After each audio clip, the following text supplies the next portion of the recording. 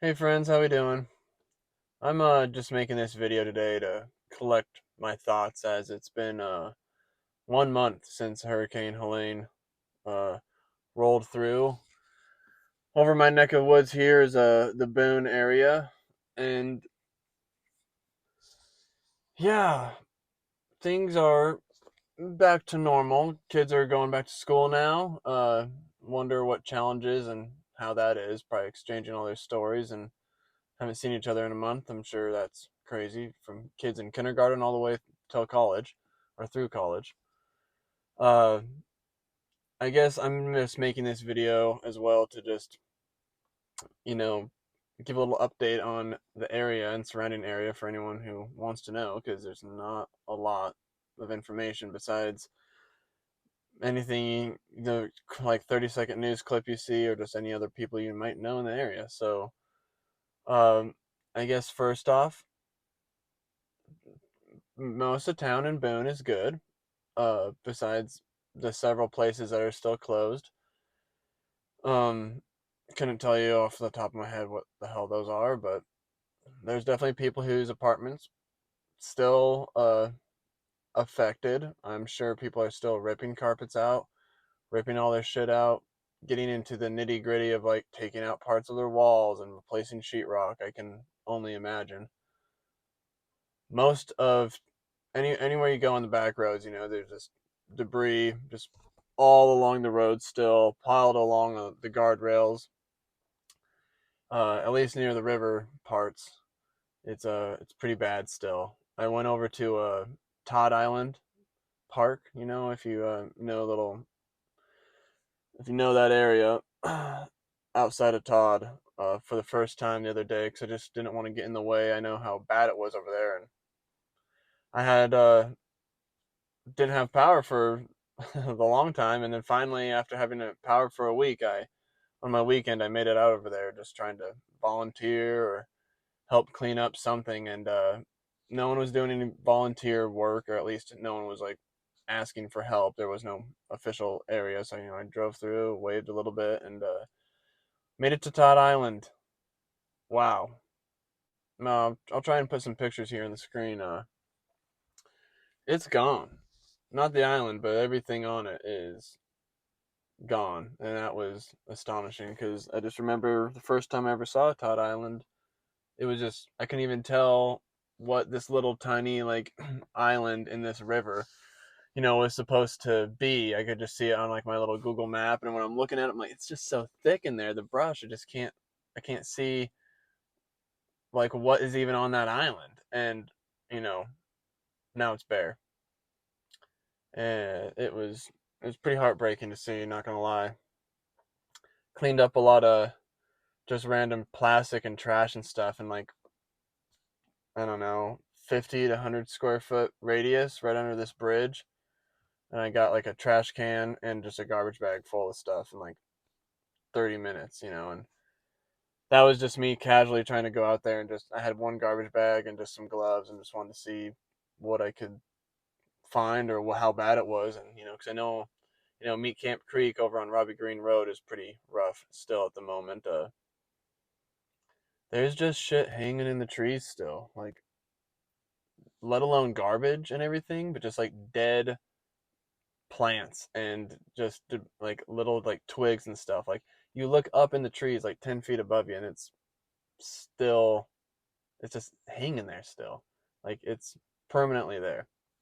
It's it's sad, and it just is a reminder of how high the water got when you're driving around. You're just like, oh my god, how did it get up there? How is it up there? How was this whole valley full of water?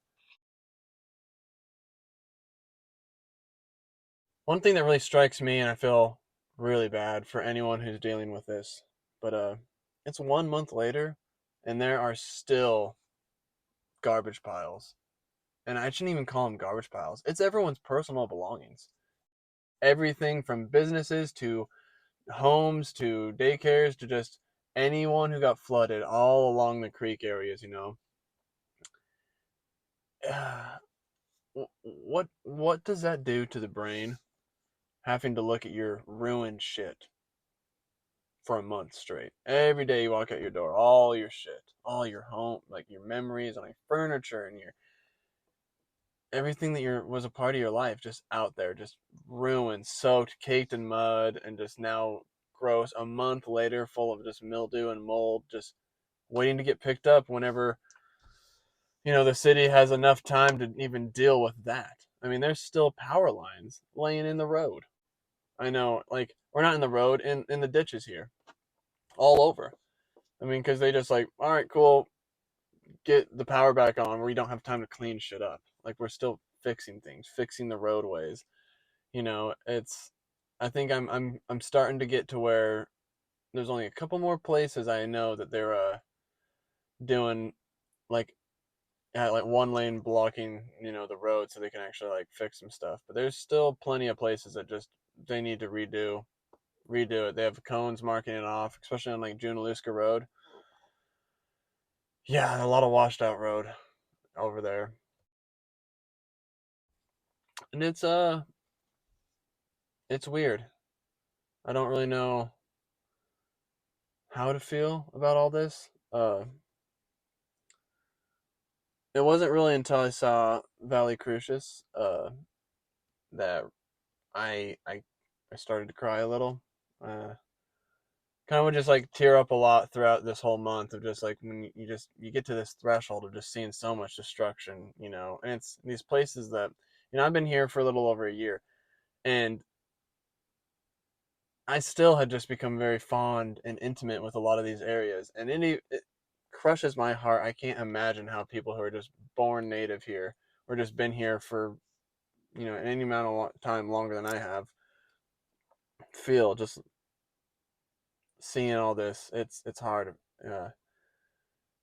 I took my daughter to Valley Crucis this year for the first time, and we loved it. It was her favorite swimming spot, and a lot of memories there. And it's just heartbreaking to uh, see the pictures I saw of it. I haven't made it out there myself. I'm just trying to give a wide berth and only go to the areas that like require for my job and places I know that I can go out there and just like help a little bit with just picking up trash because that's what it's going to take, guys.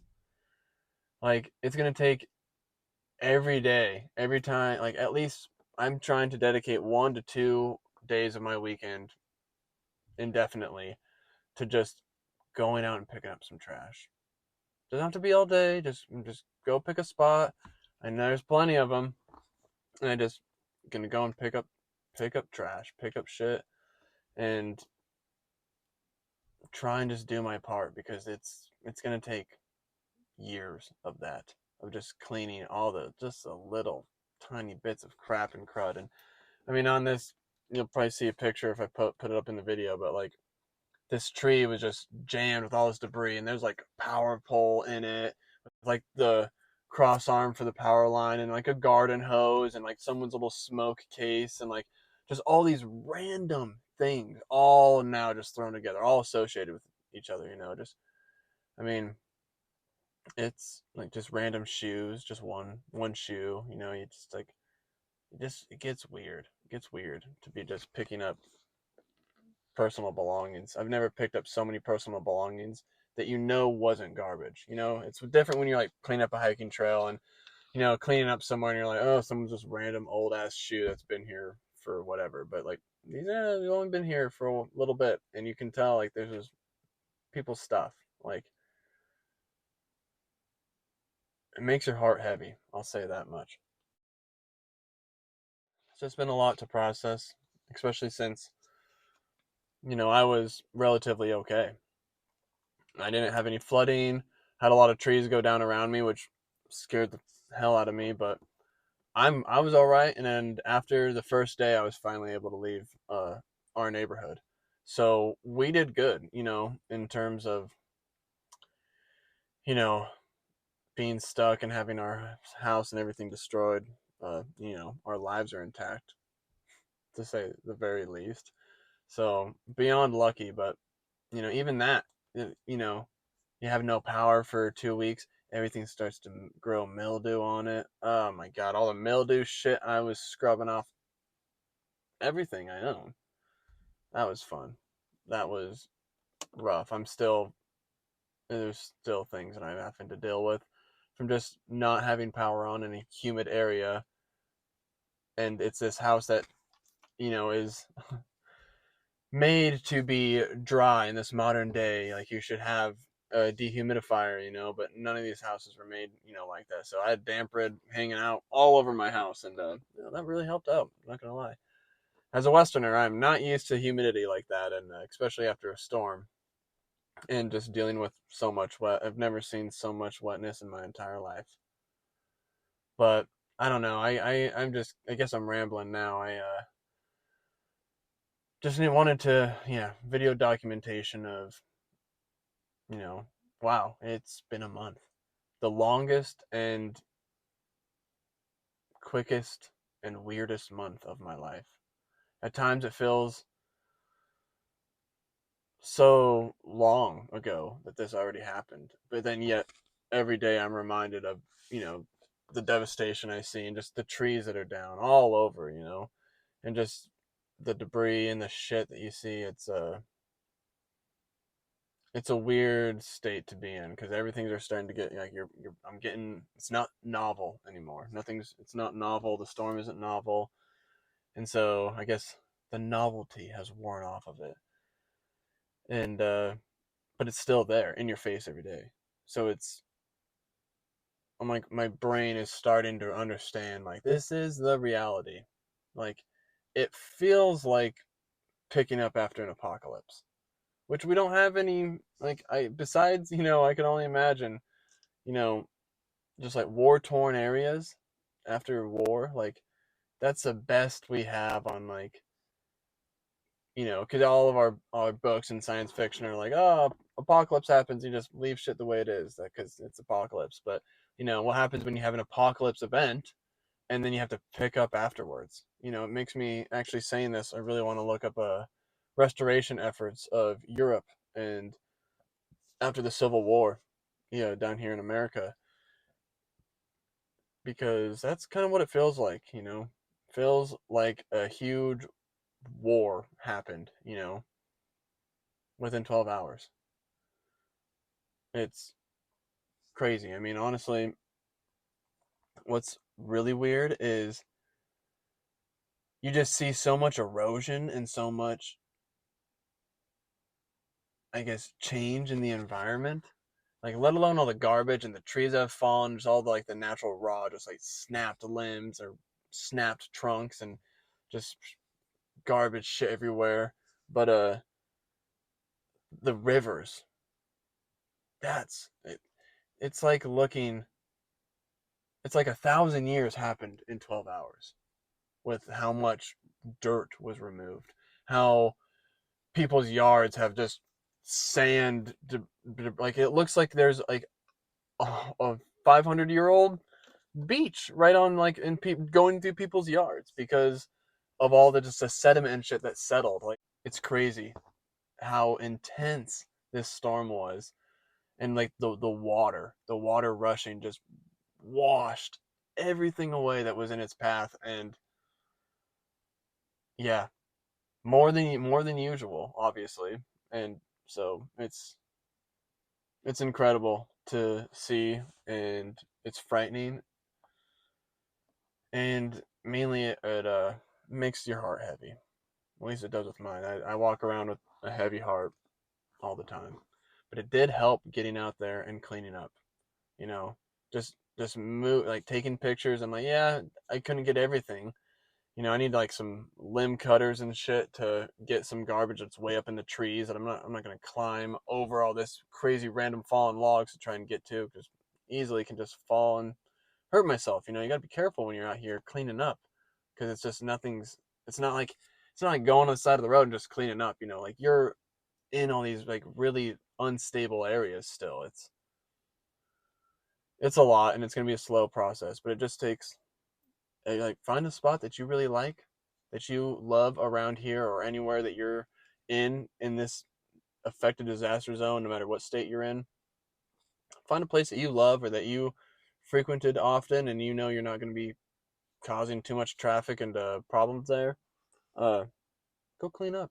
Go just fill up one trash bag, you know? It does feel good to do something, at least for me, because it's not much else you can do, you know?